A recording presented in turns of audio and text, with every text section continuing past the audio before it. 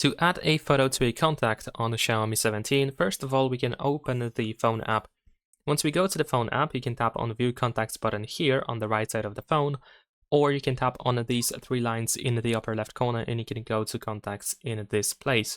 Now, once we go to the list of contacts, you want to choose the contact for which you want to add a photo. So let's say I'm going to choose this one. And then in here, we can tap on this pen that we have in the upper right corner.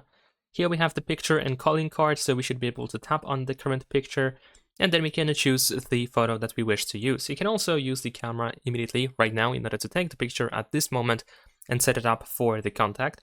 You can also open the gallery. We can switch to Google Photos, the monogram, and illustrations in order to choose one of these other options. So let's say I'm gonna go to the gallery, and then from the gallery I can choose a photo that I wish to use. Over here we can still adjust the photo, we can zoom in, zoom out, and change the position of the photo.